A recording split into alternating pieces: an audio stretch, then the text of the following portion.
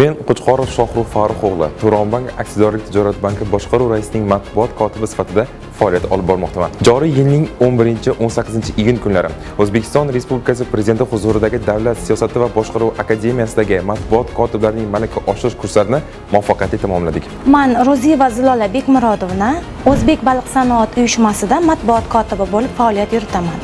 Xususan, bizni axborot xizmati faoliyatimizda vaqtni to'g'ri boshqarish, inson huquqlari va gender tengligi, media menejment asoslari, tashkilotning ijobiy imijini va tashkilot rahbarining ma'naviy qiyofasini yaratish kabi muhim mavzularda ma'ruzalar tinglab, ko'nikmalarga ega bo'ldik.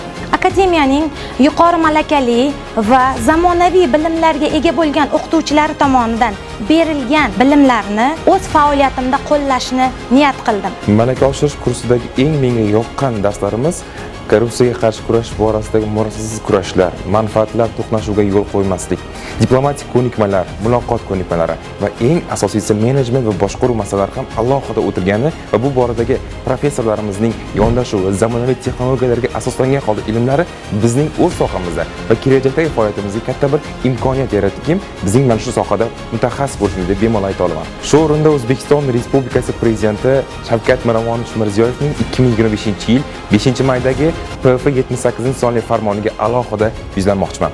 Aynan kadrlar tayyorlash, istiqbolli kadrlar tayyorlash borasidagi maxsus magistr boshliq qabul ochilishi bu qaysi ma'noda davlat boshqaruvi, davlat siyosati, kadrlar siyosati borasida o'z bilimlarimizni egallashimiz va aynan shu akademiyada tahsil olishimizga motivatsiya bo'lsa, hech ikkilanmayman. Ishonchim komilki, akademiyadagi aynan mana shu malaka kurslari bizning ijtimoiy siyosiy faoliyatimizdagi aynan muhim bir poydevor bo'ladi va shu o'rinda akademiya professorlariga, ustozlarga va barcha tashkilotchilarga alohida o'zimning minnatdorchiligimni bildiraman.